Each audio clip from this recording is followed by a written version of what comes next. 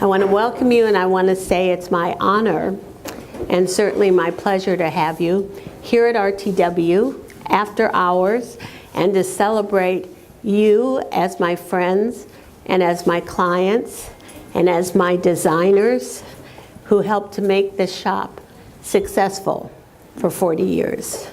Not always successful, usually successful. And it's with pleasure that I introduce you to three of my favorite designers who know quite a few of you that are here, and introduce you to my brother who will interview for you to the best of his ability, all three. Thank you for being here. Thank you.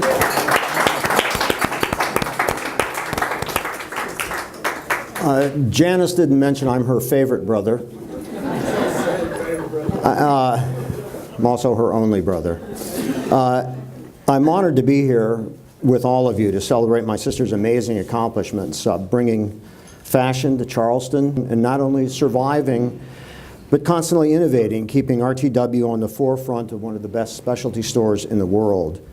And I'll be using the terms RTW and Janyce interchangeably because they're one and the same.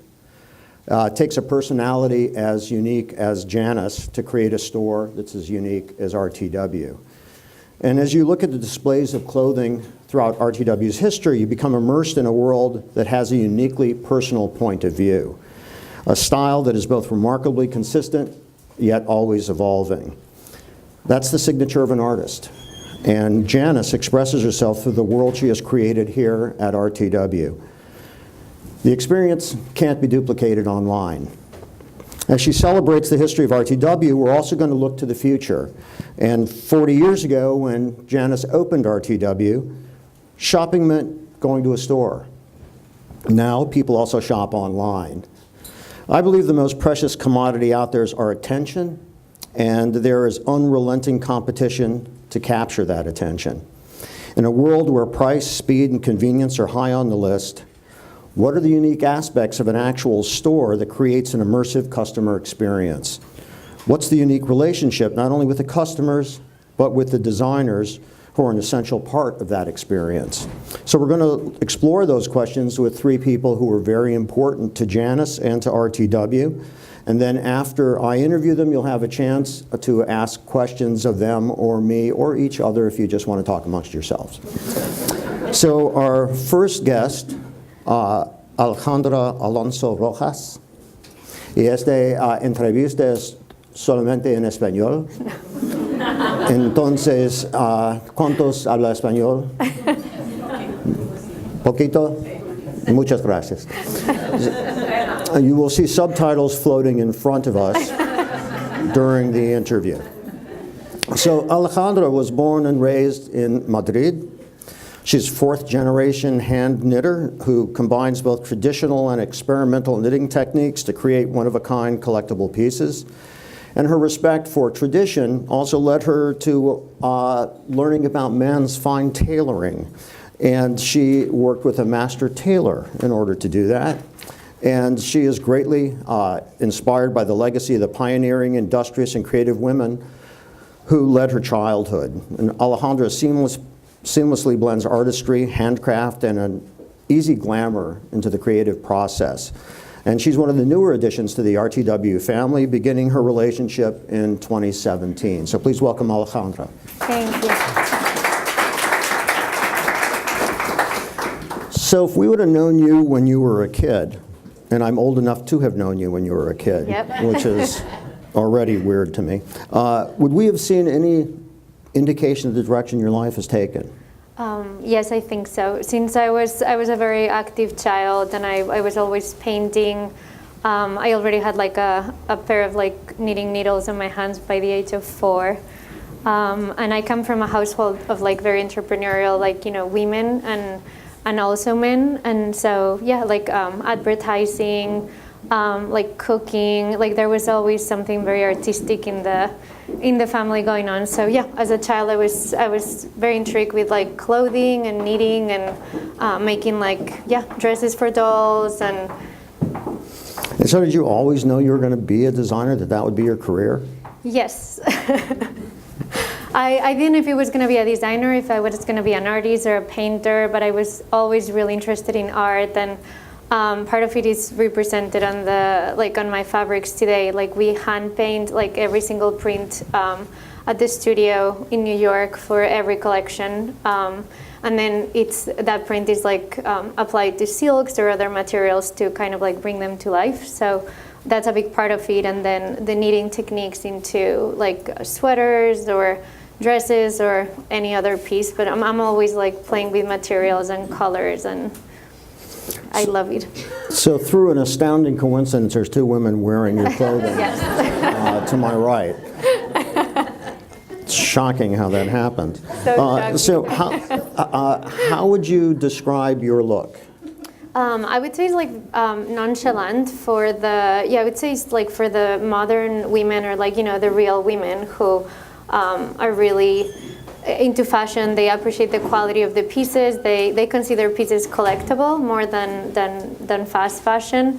And it's, everyone is building up their closet. It's really comfortable. You can go to events like being beautiful, but at the same time being super comfortable, like day to night look, different kind of stylings. And we're all like doing a million things during the day. So it's nice to move and, walk on those pieces and feel the best version of yourself, or at least that's what I'm trying to accomplish here. So if you can think way back to 2017, when you first met Janyce, what was your impression of her? And did you think right off the bat, well, that was a good snap. I don't usually do those. That was pretty good, wasn't it? Did you think, this is going to be a good account? What was your take on Janyce the first time you met her? No. Are there any lawyers in here? Since I started the line back in 2016, like RTW was definitely one of the accounts and a very special store that I wanted to come see, that I've been hearing a lot of. And Janyce has like an amazing, credible reputation in the industry. So I was very, I was kind of like scared but like excited to meet her at the same time. I go through that every visit.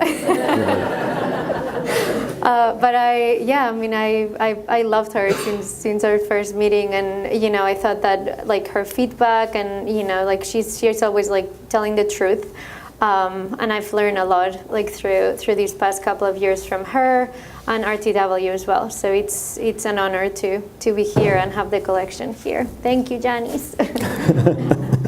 So, having seen the store, having gotten a sense of Janyce and the way that RTW operates, 40 years is a long time in this business. What do you attribute her longevity to? I think she's a pioneer, and I think she's been able to adapt herself, and like with such a creative mind of hers, like I think she's just been adapting through the time and adapting through new designers, and like really like being on the spot with like what her clientele wants. And I think she has a wonderful relationship with all of her clients, and so that's also really helpful to, I feel like, not only surviving the business, but like being successful and have a name like she has in the fashion industry. So as a designer, you've got to sell your collection twice. You have to sell it to the retailer, yes, and then the retailer has got to sell it to the final consumer. How do you best convey your message to the customer, and what part does the store play in that communication? I feel the store is everything, like from the buying, from the buying office, or from the moment they place the order, like what styles are they writing, what styles are they falling in love with. Like the collection is not just gonna sell because it's hanging on a store, even if it's the best store in the world. Like you need you need a team of wonderful salespeople, and I feel like what I love about RTW and the concept of a specialty store is the relationship that we, the designers like build up with the store, the team, and like someone like as exciting as Janyce, because then that's when you really start building up the relationship, and that's when the clients like start knowing about the brand. And so I don't think it's just like great, someone just wrote an order and that's great. No, I mean, you kind of like need to keep that going on. I mean, I wish, like, I hope that I'm in business in 40 years too, and we still have the relationship. And we'll be back to celebrate that, all of us here in like 40 years. Is there a collaboration that takes place between you and Janyce? What's the nature of the relationship other than her just sitting down and writing an order? I love when she tells me, what her clients want, like even like, Charleston's weather is not New York's weather, it's not LA's weather. So there's always conversations about, weights of fabrics, colors, or, like what pieces are more flattering for her clients, what sort of like silhouettes are they looking for.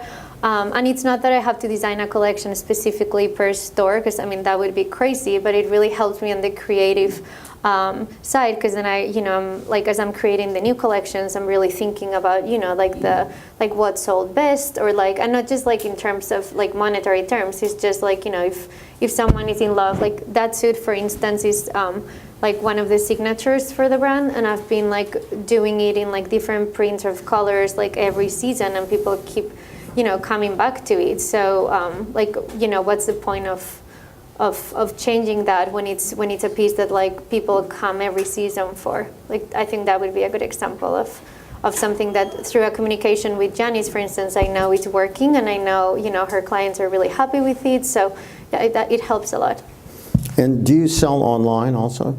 I do have yes, we sell online, but I think, I don't know, my personal take on that is that I feel like, again, like as times evolve and, like years go by, I feel like many years ago, the department stores were the new way of, shopping before internet was a thing. I feel right now, like both specialty stores and online are very strong on their own different ways, but I think they're so different. Like, the attention, the treat, the tailoring that you get at a specialty store has nothing to do with the, with the experience that you get online. But I feel like people more and more now, like, either buy online, but that same client loves coming, to RTW or specialty stores and have that special attention for an event. I feel like online you might get something that you need like maybe right away, but it's different. I feel like the growth of the specialty stores together with the growth of online, like on its two separate, channels, like right now is to me like the more modern approach, which is like the old school versus the new school. And then in the middle, there's like this gap where like you don't really get like neither one attention or the other. So, I mean, me personally, I love shopping at both specialty stores and then the online channels if I need something, a basic or something that I need right away. Can I ask how many of you shop online who are here? And obviously, a lot of you also, thankfully, shop in a store too. Is that interesting? So I'm going to ask you a few rapid-fire questions. These are just short, personal answers that I'd like short, personal answers too. What to you are the elements of good design? To me, I like love for the pieces that you're making, and quality, and like a great fit. And how do you define good taste?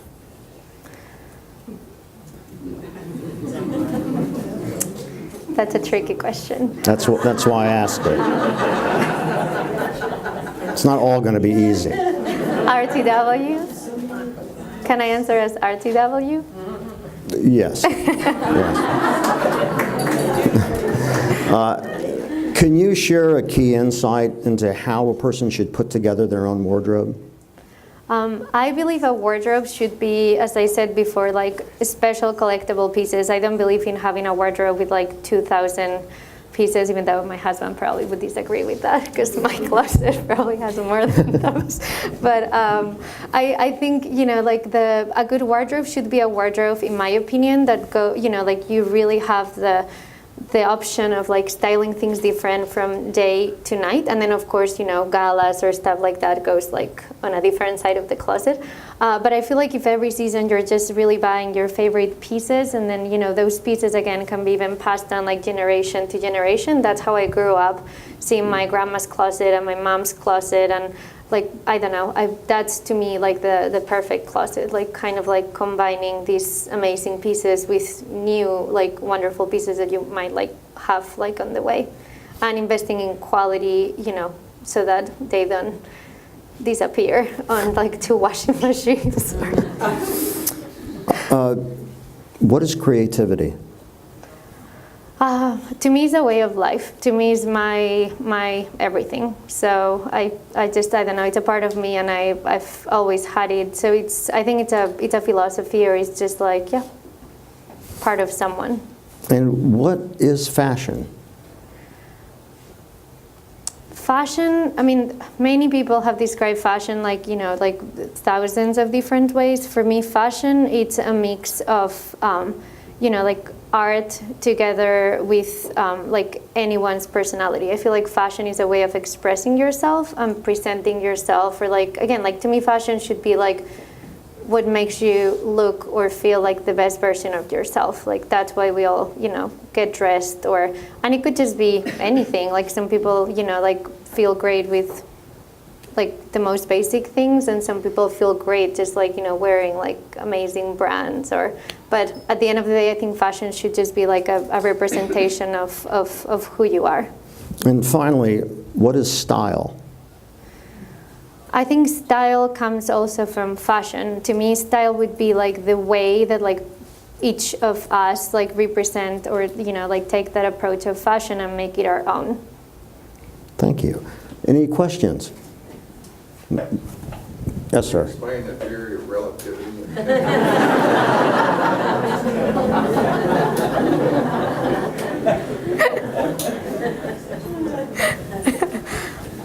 Go on, tell them. We were just talking about that before we started. Any other questions that might be a little narrower? Yes. What's your favorite piece of your grandmother's? My favorite piece of my grandma is her wedding dress that Balenciaga made at his atelier in like, I feel it was 1953. And like we still have it in the family, and it's just like a piece to die for. It's beautiful. So that's definitely my favorite piece from her. That's right. I saw how excited you looked when she said Balenciaga. Did you bring your credit card with you? I can show you a picture later if you want of the dress. I have it. The interesting thing about Balenciaga was that it wasn't a pants wedding dress, was it?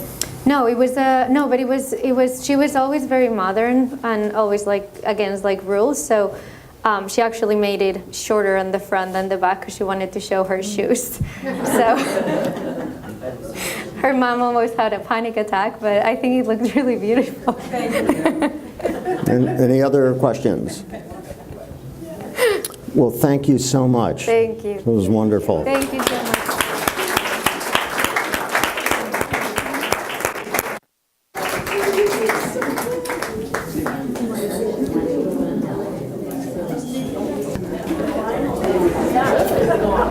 I hope you got all the tough questions out of the way now. So our next guest is Peter Cohen, born in Zimbabwe, which is actually a lot of fun to say. Try saying Zimbabwe. It's really fun. He's based in Los Angeles, and Peter began designing his timeless, elegant clothing back in 1983. Peter's designs combine sophistication with a minimalist sensibility, and delicate and fluid materials are crafted into beautifully simple cuts and elegant shapes designed to flatter the female form, which is a lot of you in here tonight. Peter sells in fine stores and upscale retailers online, and RTW is one of his first accounts, and their relationship and friendship continues to this day. Please welcome Peter Cohen. So I'm going to start the same way, and then continue the same way, and then we'll end the same way. And if we had known you when you were a kid, would we have seen any indication of what you're doing now? I credit my interest or my concern for fashion, like about being a little neurotic. I was very sensitive to clothes. Like if my shirt was a half-inch short, it drove me crazy. I could feel my pant legs. So I had a relationship to clothing that was a little heightened, So I was a little uptight, maybe. So that's how it began. It took a way to process some of that. So did you always know you were going to be a designer? It's all I know how to do. So I think I did. I mean, I learned a lot from my mom. I dressed us up as kids, my brother and I, from like a young age on the farm. And so I understood, I just developed an appreciation for it. But I have an odd relationship to it because I didn't grow up in a milieu on friends who were interested in fashion. And so I dressed like everybody else, except I put a lot of concern into my Navy shirt, even though everyone else had a Navy shirt. So, my decisions were a little more personal, shall we say, than, And clothing is a weird thing, because clothing is a way to assimilate. It's a way to fit in. And so I think in some ways, I learned something about clothes from doing that, from trying to fit in. Now, I just heard that you grew up on a farm. I did for 5 years, for the first 5 years. So when you said, Mom, Dad, Yeah. I'm going to move to the United States, I'm going to be a designer. How'd that I go? followed them. No, we all came together. Oh, okay. So it came here we all came together. They had national conscription in South Africa at the time, so everyone had to go to the army, and I've got an older brother, and so my folks said, we're out of here. So they moved on our behalf, which was very good of them. They did it twice. They did it out of Zimbabwe, and they did it out of South Africa. But they really did it out of consideration to us, to my brother and I. So, do you remember, and again, a stunning coincidence. Yes, stunning. I'm wondering if we can make this happen 3 times tonight. Yeah. It would be amazing. How would you describe your look? How would I describe my clothes? Are very. I used to describe my clothes when I had a more conceptual kind of, approach, maybe abstract. That I wanted clothes to be invisible. I wanted my clothes to be invisible. People would say, "What the hell are you talking about?" And clothes have to.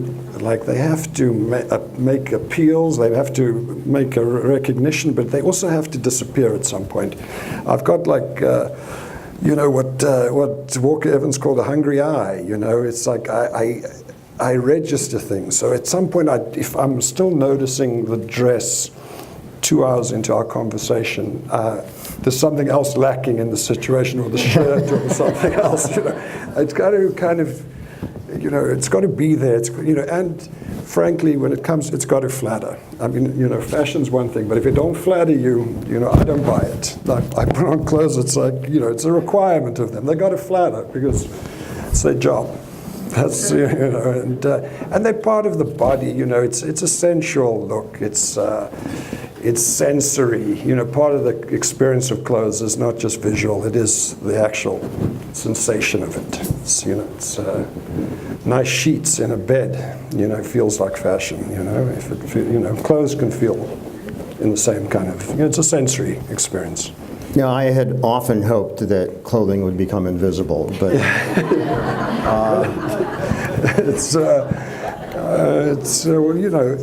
you don't want the clothes to get the credit at some point. You want the full effect. You don't want to know the secrets. I don't want to know the parts at some point. I just want to know. I want to just see the vision. I like to buy into the whole thing rather than the individual parts. So, it's very timeless what I do. My ambitions as a designer is to design something that endures the ravages of time and fashion. And if I make something that one season looks good and the next season it looks particularly of a moment, I kind of regret it. I mean, I don't regret it, but the pieces that still look good again and again and again are more successful for me, in terms of my goals as a designer. Because I think I seek to just become a staple, which is what's happening. And I think it's become a bit of a staple around here, where it becomes part of somebody's wardrobe, and that's really, those are my other ambition when I started as a designer was to design something like the Levi jacket, or a Hanes t-shirt, something that became part of the vernacular, something that became part of what people wore in a general way, and looked different on everybody, like a Levi jacket. It takes on the identity of the person. I don't recognize my clothes on people sometimes. I'm like, "God, you look nice," and they're like, "Oh, it's your skirt."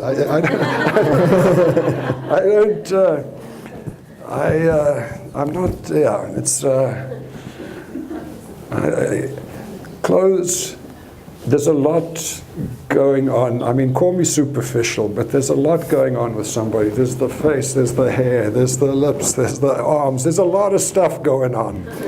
The clothes are a feature, but there's, they're background a little bit to me, because there's a hell of a lot to engage beyond the, lapel for me.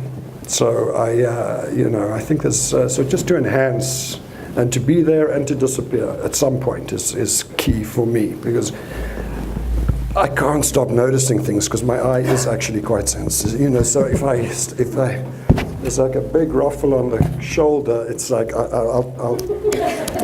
have to. It's like stop it, stop look. Just stop paying attention. But so I'm easily distracted maybe.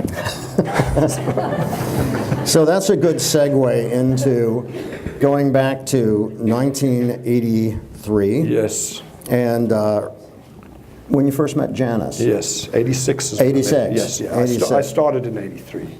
And do you remember your impression of her the first time she came like in? a movie, I remember.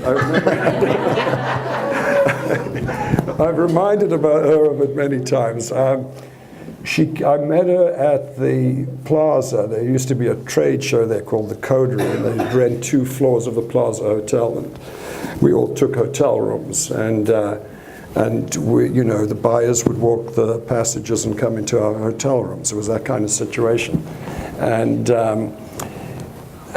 Janyce came in with her friend Suzanne Sklar, who had a store in Chicago, and they were buddies, and she just left another showroom, and she came in, and she was amused by something, and like as she can get amused by something, it can amuse her for quite a while. And so the whole time she just left, and this woman had said to her, was showing her a collection, and said, "This is a sweater."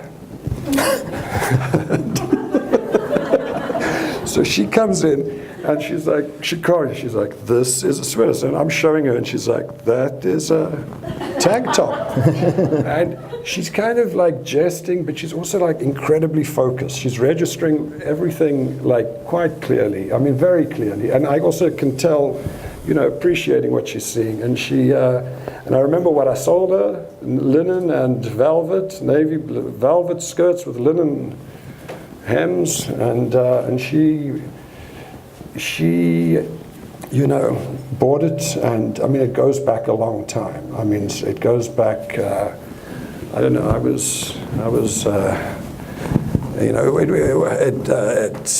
goes back a very long time, and I have pictures to. I mean it's decades that I've come down here. It's truly. Charleston Airport was like. Just had that one restaurant in it, yeah. Bus stop. It was a bus stop. You used to walk to the plane, didn't you? I mean, it wasn't that long ago. One of my strengths as a designer is I make timeless things, but it's, what makes you is what breaks you. I have no sense of time. The 30, 40 years have gone by, and I haven't really recognized them, I know what you mean. I have aged, but I haven't matured. Right. I've actually, as long as as long as it hasn't gone down. It has. So, talking about longevity. Yes. What do you credit the longevity of RTW to?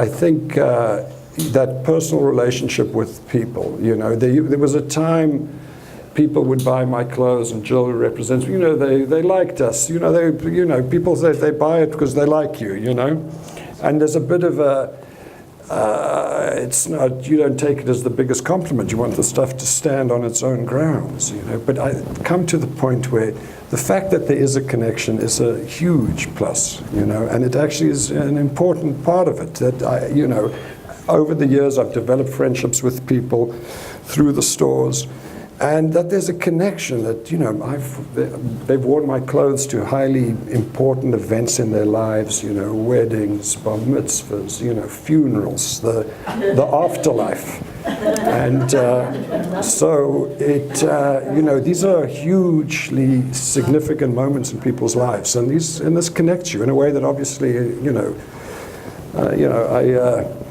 there's a customer I had in another store who's had 3 kids, and the second had been married, and the husband saw me one night and he said, I've got to tell you, and there was huge weddings, and he said, and I know it's not entirely true, but he said, the moment my wife got your dress, everything was smooth. Up till then it was bedlam. So it plays some part in these events, and I value that a lot, because these are major events in people's lives that they wear my clothes to. And Janyce is, I don't know, Janyce, has geared what I do to what, she understands her customers, the city, what's relevant here. There's clothes have context, and some clothes, you look, a ball gown at a barbecue is maybe the most beautiful ball gown in the world, but it's not the context. If you wore New York like street black clothes in Charleston, you'd look, silly. And so understanding what people, that's connected to it also to people's real lives, that they wear it on a regular basis is important to me. They wear it, as Bernie Hood said once, she said, what did she say? She just needs some Peter Cohen, the rest you can work out.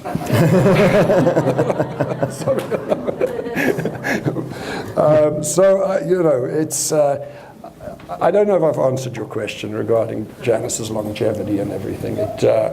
It's just a special place. They've welcomed me from the first time I got here, and I've been through generations of people who have worn my clothes, mothers, daughters, granddaughters. I've got like a new influx of people who are wearing it thanks to the, people, Haley and, the rest who've introduced my clothes to a different clientele, who've seen my clothes in a different way, that have broadened the audience for it, because your clothes, clothes skip generations. The next generation's not necessarily going to, but I've been around long enough that the following generations come along that's been interested in what I do. Well, I don't know if you answered the question either, but it was an interesting journey to go on with you there. Thank you. I have interviewed a lot of designers. Yes. Fern Malice, who's here, has interviewed even more. Yes. And I don't know, Fern, you can please tell me. I've never heard any designer talk about who's worn the clothes to the afterlife. Have you ever? I've never come up with it.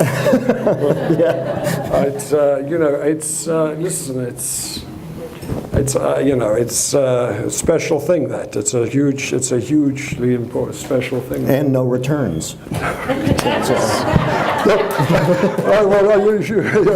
won't elaborate. There was maybe a switch, but not a return. What is there about the in-store experience? You sell on very high-end online companies. I sell through stores, through online. Right. And so what is unique about being in an actual store? And how important is that to you as a designer? I think it's important to me as a designer. It's important to me as a consumer. I mean, I remember who I bought my jacket from, who sold it to me. That transaction, it's like plays into it. I remember the advice, the one I got talked into that I don't like. I remember the one that worked out perfectly. I mean, it's a part of the garment for me, you know, and you know, it's. I'm also, because you know, I'm happy to go into a change room and have people show me stuff at this point. You know, I used to want to see everything on the rack, but now it's like, I'll try it and then maybe I like it, you know, and so there's an interaction there that I enjoy, and I understand it as a very important one that a store like RTW does, because you know, you get to see stuff. You might not choose it, you know. I heard earlier today that, you know, yeah, sometimes they show my clothes and they're like, yeah, that's a little boring, but they're like, try it on. And they're like, oh, I like it. So sometimes it requires a little bit of that push, so we say. So. Well, Janyce has trouble with that. Absolutely, totally. Absolutely. I know some story, you know, it's a off-topic story. It's a tourist story. I make clothes for Barbara Streisand, and she's also a tourist. So I called Janyce up and I said, listen, I'm going to see Barbara Streisand. You know, give me some pointer, you know, tourists, like what do I need to know? So she said, well, if you've got to get it right the first time, because if you don't get it right the first time, it's shh. But if you get it right the first time, she'll try anything. And so I was like, oh God, this is pressure. But sure enough, it's exactly what happened. I put a lot of thought into the first thing, and she liked the first thing, and an hour later she was trying to get into things that, you know, that didn't work. So it, but if I'd screwed it up on the first step, that would have been a lost deal. So it's, I think, I don't know, it speaks a bit, I think it's good advice for anybody who wants to see Janyce. Make a good impression first, and then you can, she's very generous afterwards. So I'm going to ask you a few rapid-fire questions, Yes. and I want just short personal answers from you. What are the elements of good design? What are the, oh God, you know, just that something's been resolved, something's been, the decisions, you know, the clothes are, you know, I design garments. So for me, it's a designed object. More so than fashion, I design clothes. And you know, if they're interestingly resolved, the way they get put together, you know, those are all elements for you know, good design. And I think a little bit also the ability to morph on different people is an important thing, because certain things can be very fixed and they are what they are. And I think good design can take on the characteristics of what somebody, you know. So how would you define good taste? You know, like leaving something to the imagination. I don't like, because, you know, it's a language it's a sign language fashion. So you understand a lot about somebody and from seeing how they dress. And I personally don't want to know their whole aesthetic.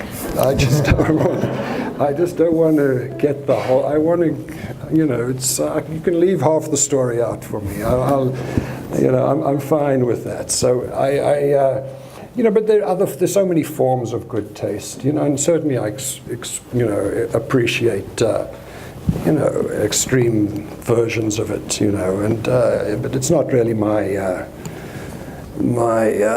you know, strong suit. You know, it's, but you know, good design is like when you're driving past some like vintage store, and for some reason there's a like a bedside table, and it's 40 years old, and there's something about it that still looks new, that still looks relevant, that doesn't look dated, that's kind of survived being fixed from its time. I mean, that's the sort of design I'm attracted to, the stuff that does become relevant again and again and again, as opposed to embodying a certain moment. Yeah. What is creativity? Creativity, it's finding solutions. It's finding solutions. It's thinking of interpreting things.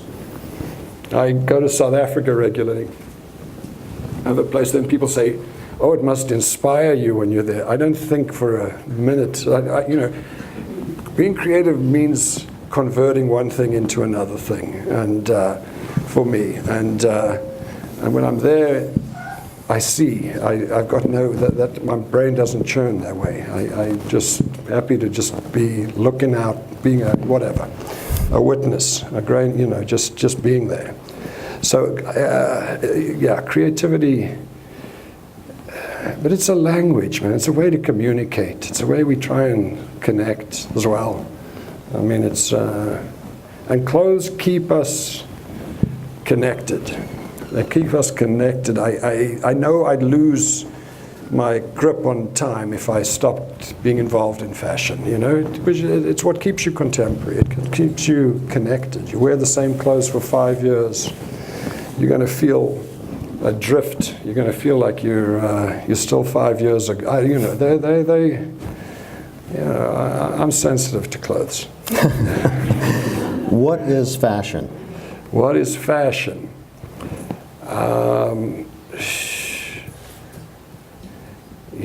It's I don't know. I actually don't have a clue. It's so many things. I mean, it's something new to the eye. It's something that challenges views. I mean, and there is a life of fashion that is very important and relevant, that changes changes cultural views, changes like cultural tastes, and that's a very challenging and wonderful part of fashion, and a vital part of fashion. It's not necessarily something I'm involved in doing, but it's a great side to fashion, and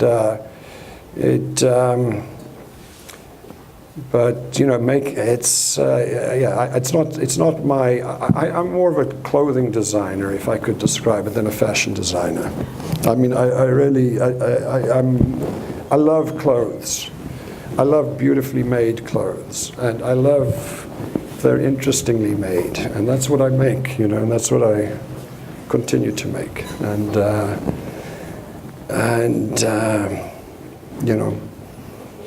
it's that I've come here and these people have bought my clothes for so many years and worn them. It's like it's kind of amazing. You're nodding enthusiastically. Well, have you been buying Peter's? Yeah. I don't know what I would have done through my life without your clothes. I'm kidding you. And by the way, my mother has on your clothes in the afternoon. I know that. I know that story well. I know. Another first. That was. I mean, she loved your clothes, and I love your clothes, and I can tell you my next generation daughter is already loving your clothes. Incredible. Who's this age. So. That's, it's amazing. It is amazing. I mean, it's, I've been at it a long time. I'm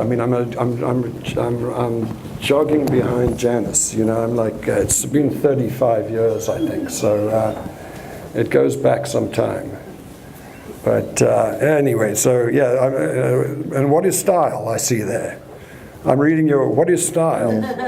What is style? It's, I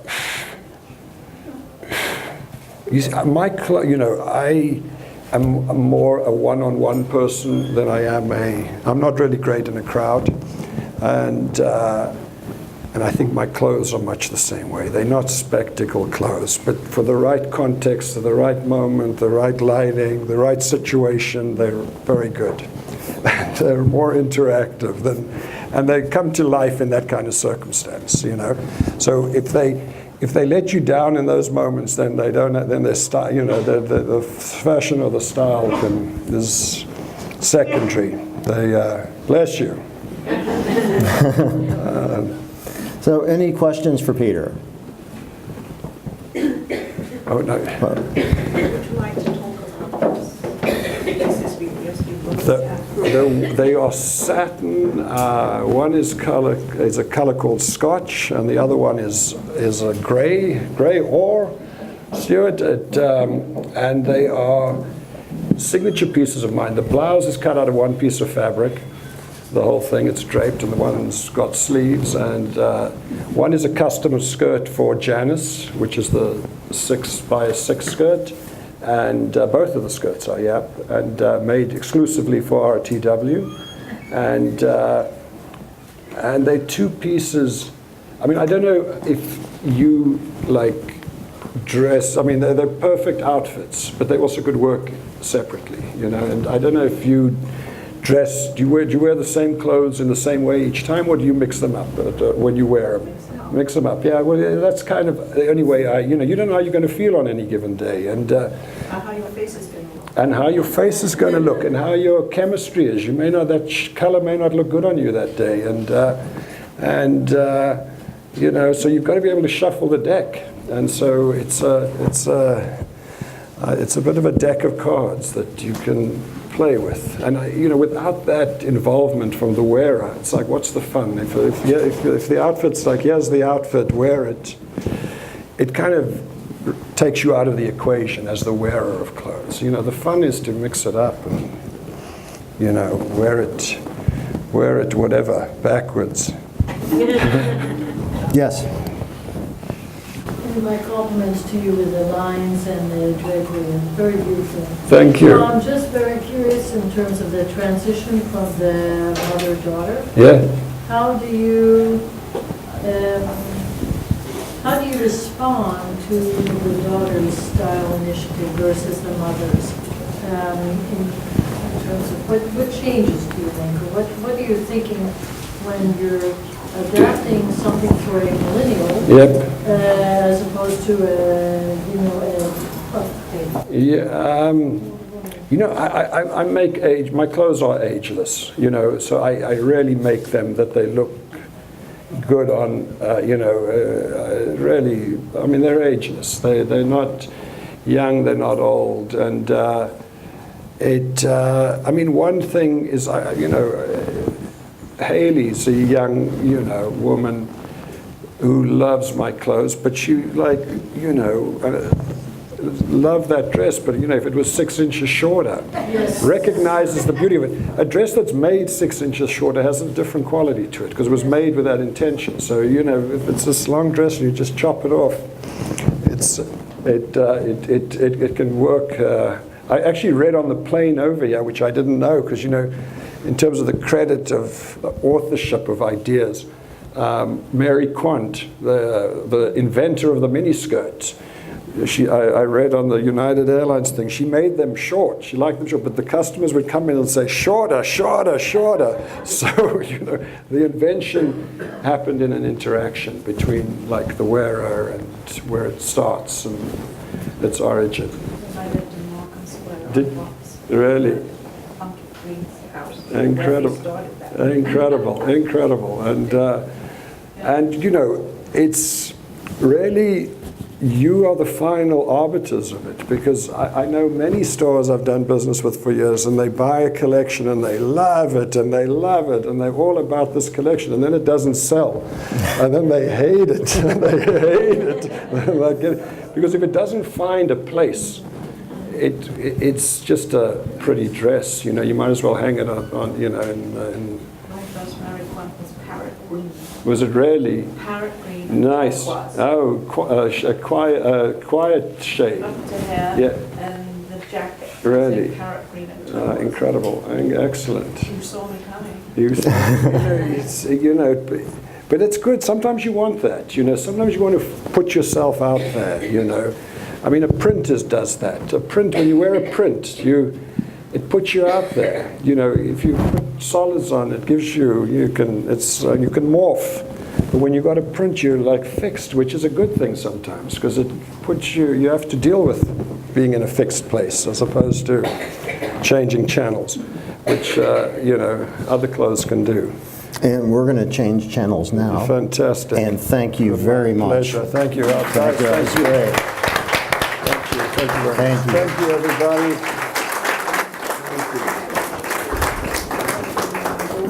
So Georgina van Etzdorf's design have been worn by rock stars and royalty, including the Rolling Stones, Janet Jackson, and Princess Diana.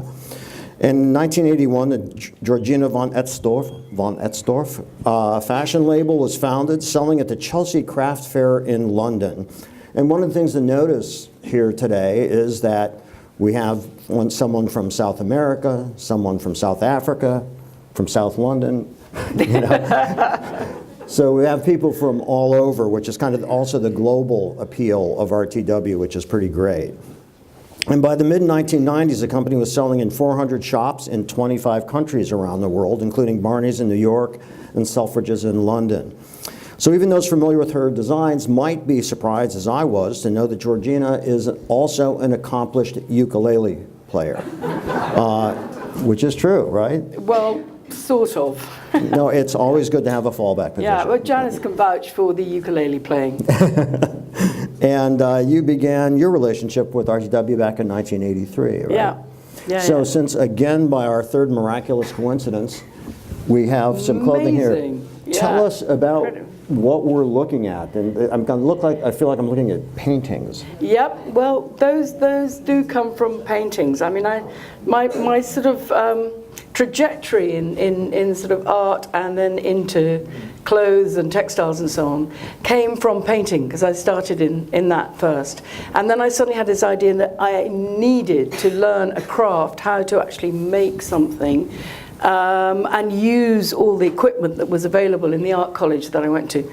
And so with this collection, it's born out of actually two paintings which I created. One's called Conversation, and actually if you come forward, and you turn around, you can see on the back of the robe, you can see that there are people, and if you see the entire picture, it's basically a series of people in sort of conversation with each other with enormous great flowers. So it's completely fantasized and so on. But the fact remains, it comes from painting, and it was translated onto this fabric using a digital process. Now this is something kind of quite new for me, because my background, once I learned how to print textiles, I used to do everything using silkscreen.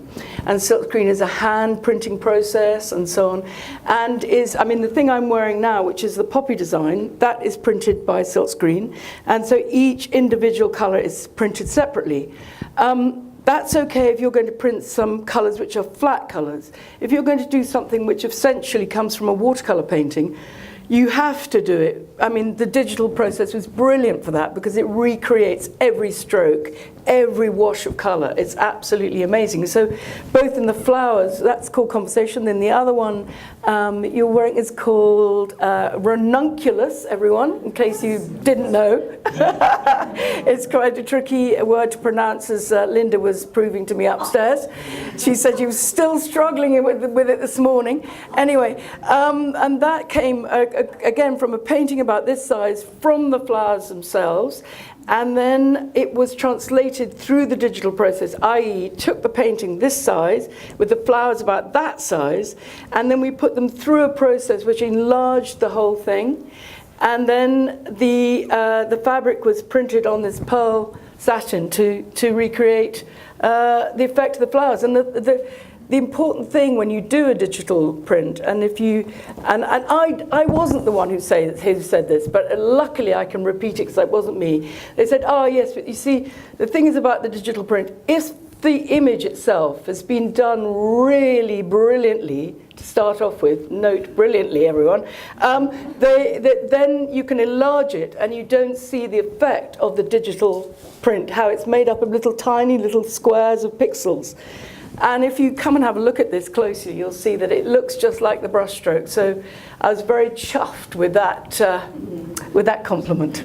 Anyway, so that's what those are. And the other things that I have in the store at the moment are the new development, which came sort of 10 years after our original company, which is when I first met Janyce. Started in '81, I met Janyce in '83.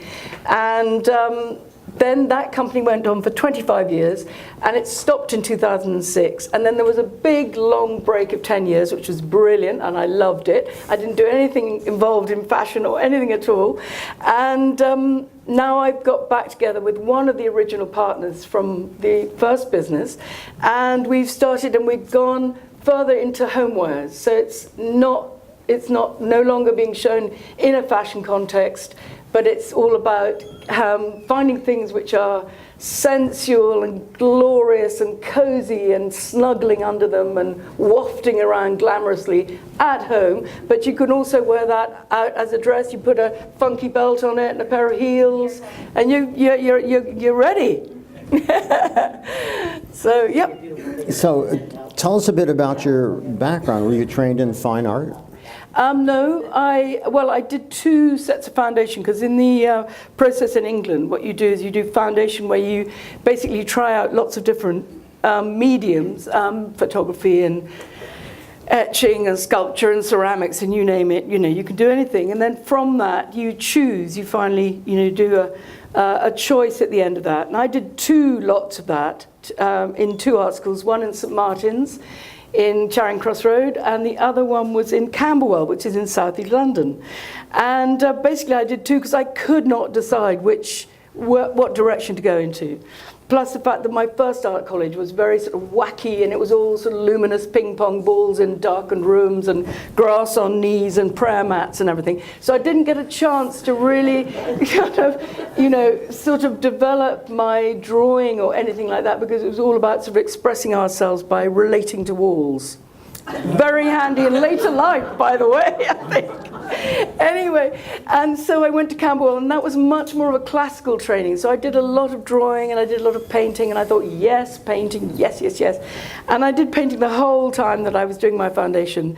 And then right at the end, I had this absolute sort of flash of thinking, what am I doing? I'll probably always do painting. I'll probably always sort of play around with paints, and it's something I can always come back to. But the college is full of equipment and full of sort of crafts that I could learn. And so I was really like a headless chicken. I rushed around thinking, ooh, theatre. No, not theatre. I don't know. And I used to see all these people coming up from the sort of bowels of the college, sort of where it's steamed and swirled with this sort of stinking, horrible smells, and sort of up to here in all these different colours, with dyes and stuff. And I thought, that's interesting, I'll go down there. And so I went down and I thought, yeah, I'm going to try this. And actually the college was very sort of fine art orientated. So all the craft, as it were, areas were very much encouraged to look to painting, to look to fine art. There wasn't that sort of separation between what is design and what is fine art. It was very much a sort of a flowing together of both things. So I think I was very lucky with where I was at the time and what I chose to do. So yeah, here I am. And we have one of our male models in the back, Sam, who is wearing one of your ties. Yeah, sensational. And I actually, Thank you, Sam. Janyce gave me, I think she gave it to me for wholesale, I'm not sure. But, No, she wouldn't have done that. Probably not. And it was one of your scarves, which I still wear 30 years later. Good. So it's great. Good. Well, it's because I had to pay it off. Yeah. Yeah. So let's go back in time. The air gets wavy, the pages fall off the calendar, Lovely. and in Love walks it. Janyce. Oh, Janyce. Well, I mean, yes, that was quite a meeting actually, because Janyce was sort of, I just thought she was so sort of dynamic. She was small and really dynamic and very driven, and then really funny. So right from the beginning, I think we got off to a very nice footing of having lots of laughs together. And that's always how our relation's been. And what I loved about her was her ability to immediately get what I and my 2 partners, so I call ourselves a we in those days, so it's not the royal we, it's the 3 of us. And she really understood what we were doing, and it was not at all fashion. I mean, it wasn't to do with fashion, it was really to do with a desire to express a love of texture, of movement, of the way light plays on fabric, of color and form, and a sort of sense of kind of artistry within that. And so Janyce was very, very responsive immediately, and I remember liking her immediately. I thought, yes, she's a bit of a one. I'm going to watch her. And our relationship developed from there, and she bought scarves, and then she bought pajamas, and then she bought robes, which we were doing at the time. And, you know, I think out of the 25 years that we were in business, I think Janyce must have bought at least 20 years of those years, don't you think? Yeah, I think so. So an amazing, amazing, loyal buyer, and always a great buyer with a great sense of obviously her own customer, but also it's sort of, you know, the sensuality of the textiles, I suppose, which has always been something that's been part of our offering. So as part of that loyalty, I didn't actually know initially that those pillows were yours, right? Yep.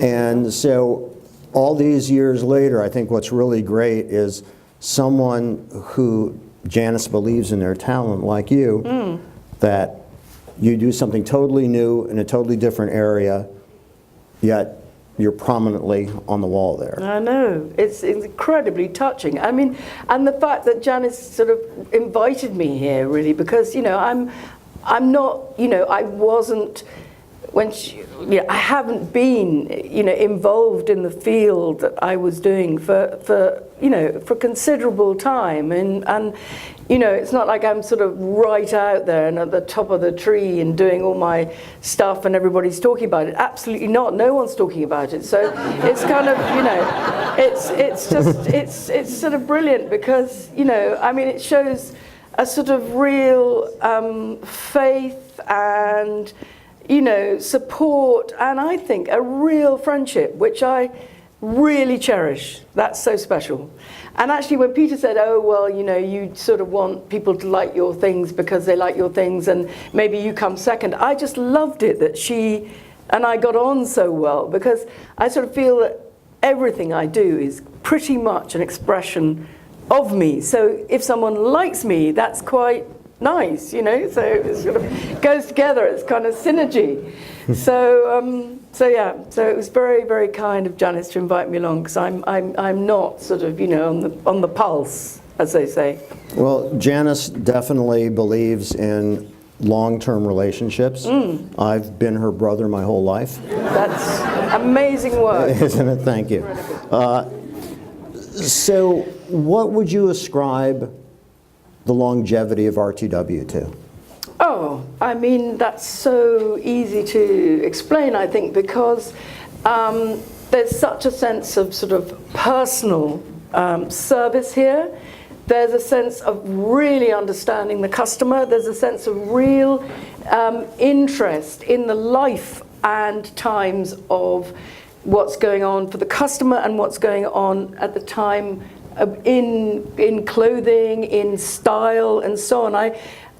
I see RTW as a store which is both about fashion but also about style, and I think almost the style is sort of overrides for me the fashion side of it, because this fashion is, you know, it's fascinating fashion. It's about a bunch of people sort of without communicating with one another, I think, suddenly coming up with a way forward, a fabric, a color, a trend, a boot, a this, a that. I mean, that to me is what fashion is. And then a bunch of people, as I say, they're usually not connected and they haven't spoken to each other, but it's a sort of zeitgeist thing. They all think, I'm going to do this feels right for now, and that's a fashion thing. But the style thing, I think, has much more sort of an arc to it, where you're going to want to wear it and go on wearing it. And I think that that's the sort of feel that people get when they come to RTW. And the things that they buy here, they know they're going to love and they're going to go on loving. So I think it's a real strength. And I think it's the sort of thing you cannot get from a department store. You have to come to an individual who's got a really strong eye and a real strong sense in a completely sort of circular fashion. So both your customer, your area, your suppliers, your sense of what you feel and how that you make them feel, and what you want them to go away feeling and continue feeling. So, and then come back, obviously. So I think Janyce does that brilliantly, very good. I also don't think.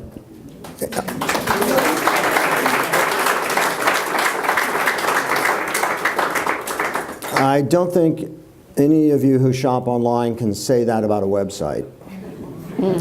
So the immersive experience that you have in this store is unique. And I think that makes the whole collaboration between the designer and Janyce and her sales staff and the customers a very unique chain, which is quite interesting. Completely, and you really sense it. You really do. And I think must be about my 4th visit. Is it, Janyce? I can't remember quite. But I've been a few times, and each time I felt the same great sort of sense of kind of welcoming and belonging and real focus on the customer, which I think is fabulous. And it makes you feel great as, you know, I mean, I felt great coming in. I wasn't going to buy anything. But, you know, so it's a very, very good, I think it's a unique offering that only, I think, small independent stores can do. And interestingly, in England, it's the small stores that are still doing well, and it's that individual eye that is sought out by the discerning customer. And yes, there still is the Liberties and the Selfridges and so on and so forth. But actually, you know, more and more, and in fact it's interesting how it's kind of radiating out from London, which had been sort of so much a kind of centre where everybody goes and they all go shopping. But actually there's so much shopping to be had outside, and interesting approaches to retail from independent stores outside the London sort of catchment. So you can go all over England and Scotland and Ireland and so on, and you can find people setting up and doing their own thing, and there's a lot of as well, a big trend in making and people doing things by hand, and it's actually really joyous feeling in a time where, you know, a lot of people in England are feeling rather downcast. You probably know why, but anyway. But I think it's a really positive. I feel it's a. For me, actually, it's a really exciting time to come back, because it feels like, you know, the ground is ready for something that, you know, some of the things that I do and friends and so on who are, again, starting again, because you might have thought that I would have thought, right, hang up the old saddle, you know, that is it. But no, very unwisely I started up again. So I'm going to ask you a few rapid-fire questions. Oh, no, not those questions. Oh, those questions, no, not those yes, questions. those questions. And I answered one question. you answered one question? Yeah, about fashion and style. Didn't I, everyone? You did, yeah. But there were others. So what do you consider, since, you know, you bring in an awful lot of artistic background into what you do, what do you think are the elements of good design? That's tricky. I mean, I think really good design, in a nutshell, is something that lasts. So if you get that thing in 1981 or 1975 or whatever it is, and you've still got it, and you still love it, and it's still got relevance, I think that is the absolute quintessence of good design. So, yeah. And I think when you walk around the store and you look at the historic displays here, one of the things that really struck me is how almost everything is something you could buy today. You know, it just looks amazing. Yeah. So how would you define good taste, other than those who buy your things? Well, myself, obviously I'm the embodiment. But, you know, after that, I don't really think I've got much to say about that. I don't know. I mean, I'm not sure I kind of believe in, I don't really know. I'm not I'm not quite comfortable with good taste, because, God, I mean, taste can be so broad, and I think it's, you know, it's kind of what makes you feel good. I think that's the essence of everything. I mean, I really think it's about the individual. I don't think it's about being dictated to. So, yeah, I think it's, you know, how do you feel? How does that thing that you have on, or that thing you've got on your wall, like what, you know, how do you respond to it? And if you have a sort of sense of kind of, yes, I mean, I love it, or it gives me comfort, or it makes me happy on a dreary day, all those things, I suppose, are about taste. But, you know, good taste, bad taste, well, I don't know. It's just, it's so broad. I think it's really about the individual, you know. So if you could go back in time and you could give, with your wisdom you have now, your younger self advice on moving into the fashion world and starting a business, what would you tell yourself knowing what you know now? God, you know what I'm going to say. Do not do it. Blimey. I mean, hey, absolutely, 100%. No. Oh no! I mean, I suppose I mean, aside from whether it's fashion or anything you're going to do, if you're starting out, I just think you have to be really sort of like really committed to doing it, you know, and you have to believe in it, and you just need to go for it. I mean, thinking of myself as my younger self, you know, I mean, we really just sort of. I remember my father would say things like, so, have you looked at the market and seen whether there is a gap in the market for what you want to do? No. Have you costed out that particular thing to find out whether it's actually sort of market worthy? No. Have you got any content? I mean, the questions went on and on and on, and I remember, oh God, it was my poor father, head in hands, basically, but we did it anyway. And I think we just sort of went for it, really. And I think I mean, belief in it and just thinking, I'm going to do it anyway. And it wasn't as if we had a huge amount of money, you know, backing us up. But what we had in exchange for money was this sort of, you know, tremendous enthusiasm and sort of determination to get it going. And we were sort of, you know, we were based outside London. We had no sort of profile at all in the scene when we started out, and everything was so sort of kind of, you know, we learned from just doing it, and you know, making huge amounts of blunders, and then sort of like washing over that and kind of sweeping into another thing. So I mean, it was great, and we were lucky because very, very early on, for a start, we sold some fabric to a designer, a Canadian designer actually, who made some, and it was this print actually, and it was part of the entourage when Lady Di was still Lady Di, before she was Princess Diana. She wore this print in a dress made up by this designer.